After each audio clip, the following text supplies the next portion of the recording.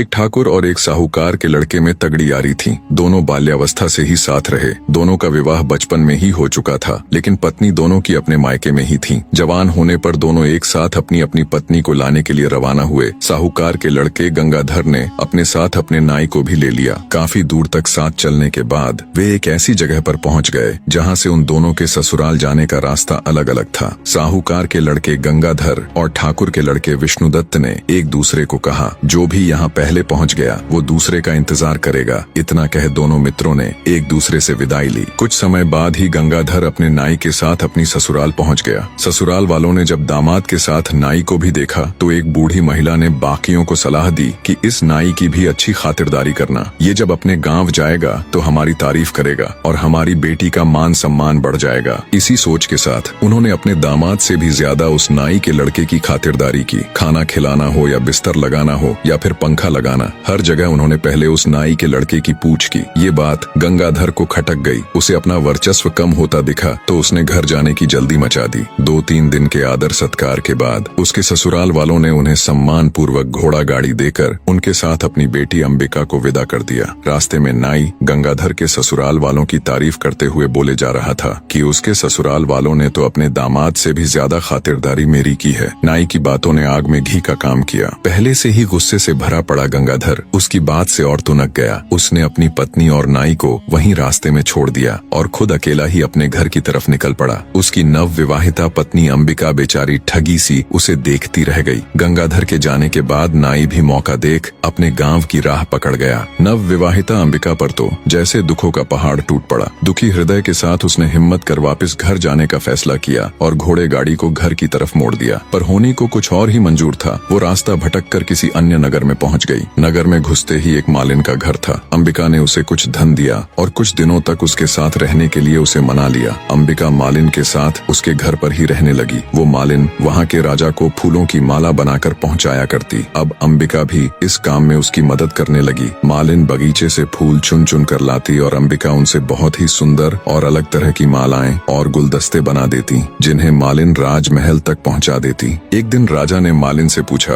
कि आजकल तुम बहुत सुंदर और मनमोहक कारीगरी के गुलदस्ते और मालाएं बना बना कर लाती हो। इतनी सुंदर कारीगरी तो तुम नहीं कर सकती, तो ये गुलदस्ते और मालाएं कौन बनाता है? मालिन बोली कि महाराज, मेरे घर पर कुछ दिनों से एक स्त्री आकर ठहरी हुई है। वह बहुत ही गुणवान है। वही रोज इतने सुंदर गुलदस्ते और मालाएं बनाती है। मालिन की बात सुन राजा ने मन ही मन सोचा, जो इतनी सुंदर मालाएं और गुलदस्ते बनाती है वो खुद कितनी सुंदर होगी। ये बात मन में आते ही उसके अंदर वासना का खोट पैदा हो गया।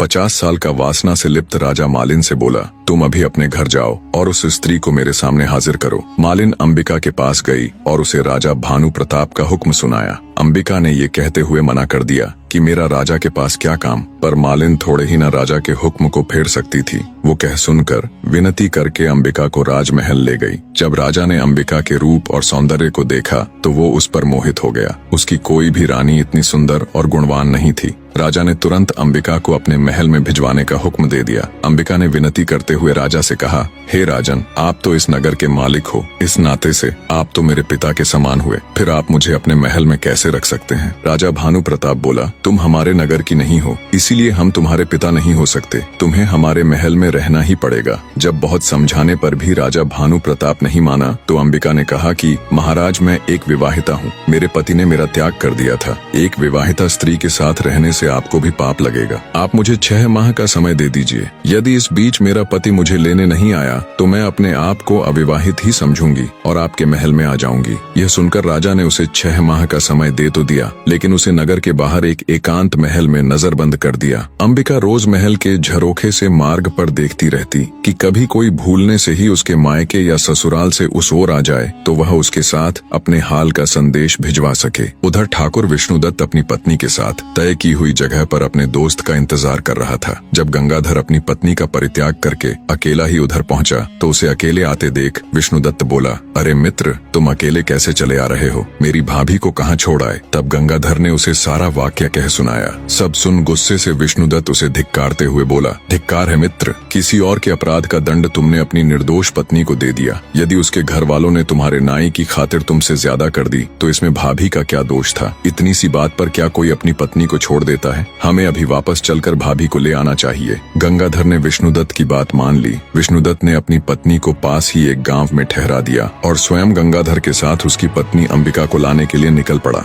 गंगाधर ने अपनी ससुराल में लोगों से पता किया तो उसे मालूम हुआ कि उसकी पत्नी अपने मायके नहीं पहुंची थी। ससुराल में ना जाकर वो वहीं से विष्णुदत्त के साथ अंबिका की तलाश में निकल पड़ा। ढूंढते ढूंढते वे दोनों भी उसी नगर में पहुंच गए। अंबिका ने जब महल के झरोखे से उन्हें आते देखा तो तुरंत उसने अपने पति को पहचान लिया और महल के सेवकों से कहकर उन्हें महल में बुला लिया। महल में पहुंचने पर विष्णुदत्त ने अंबिका को अपना परिचय दिया और कहा, भाभी, मेरे मित्र से गुस्से में आपको छोड़ने का अपराध हो गया। वह अपनी करनी पर शर्मिंदा है। अब आप भी बीती बातें भूल जाओ और हमारे साथ अपने घर चलो। गंगाधर ने भी अंबिका से माफी मांगी और चलने के लिए कहा। तब अंबिका ने उन दोनों को अपने साथ घटी सारी बातें विस्तार से बताई और कहा कि पहले हम दोनों को राजा के सामने जाकर उनसे आज्ञा लेनी होगी। वे दोनों राजा के सामने गए। अंबिका ने राजा से कहा कि महाराज, मेरे पति मुझे लेने के लिए आ गए हैं, इसलिए कृपया अब आप हमें जाने की इजाजत दे दीजिए। राजा ने भी अपने वचन का पालन करते हुए अंबिका को अपने पति के साथ जाने की अनुमति दे दी।